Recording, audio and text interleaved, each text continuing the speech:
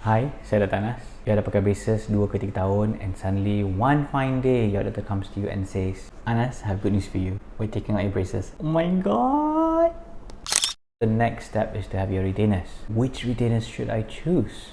You're the one that I've been waiting for. I know most of you are gonna say, wait, I dah pakai 3 tahun and now you're telling me I have to wear it again. So first of all, back to basics, you kena tahu apa tu retainer. Okay, so the name speaks for itself. Retainer, retain. So bila you dah ambil braces, gigi you dah cantik, dah lurus, you need to maintain it as it is. Teeth can move within the first year and onward. First of all, you all kena faham, kalau you all patah tangan, patah jari, and then you all pergi hospital, dia letak cast, tangan you all atau jari tak function for a few months or it retains the same place for it to heal. Bila you all betulkan gigi, luruskan gigi, you still need to eat, you still need to chew, telan makanan, all of this affects the teeth punya position.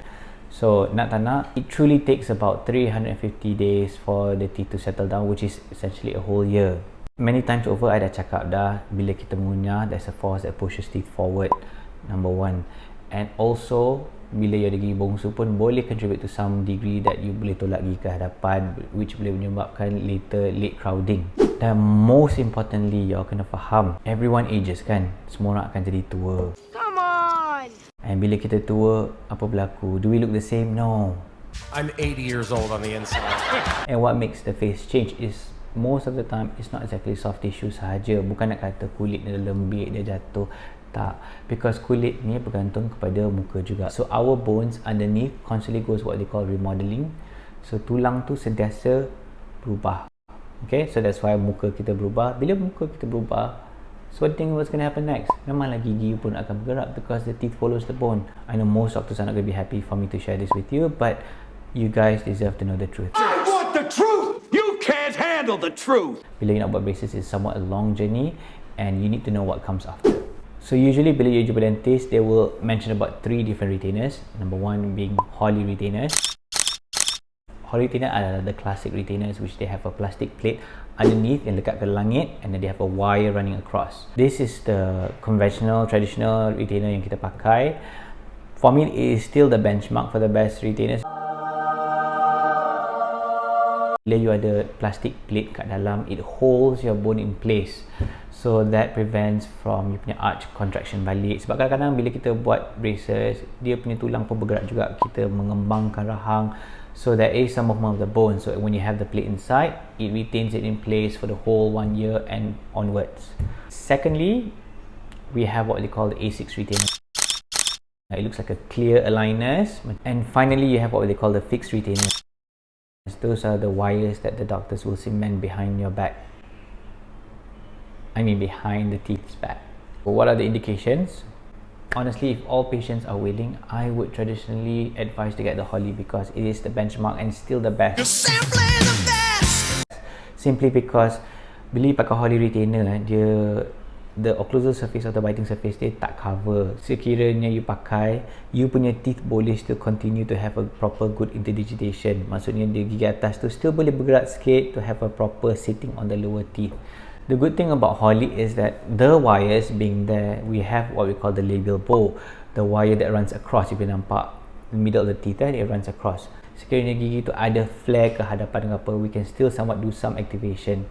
So bila kita ketatkan, dia akan tarik ke belakang sikit. There's always limits. So kadang-kadang patient tanya, oh boleh tak betulkan balik dengan retainer? But of course there are limits. I've mentioned this before in my previous videos on betul gigi dan retainer, so I'm not going to go on that. You guys can watch that again. And kalau patients yang ada open bite tendency, those yang pernah datang initially sebelum treatment you dah ada open bite, usually I memang kasih Holly terus. Tak ada apa-apa yang menghalang dia punya permukaan gigit. So as opposed kalau say you pakai A6, the issue is that you have a thickness about 1 mm generally that covers the tooth surface. So what happens is that gigi tu tak boleh tutup. So if it doesn't close well, it actually promotes open bite again. Those with open bite tendency, it's not a good idea to have A6. But kalau patients who had deep bite sebelum treatment, it's good. So it works the opposite way. Sadly, most of my patients, I still prescribe with A6 if I have no issues with the open bite as I mentioned.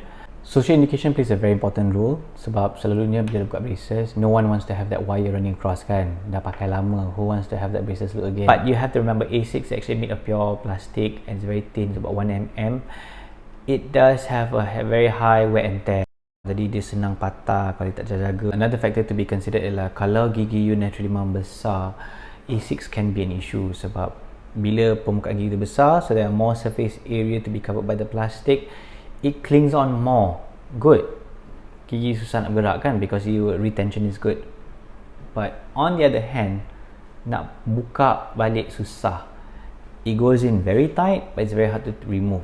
So that also can create a problem and senang patah. You might want to have Holly on. Fixed retainer. Okay.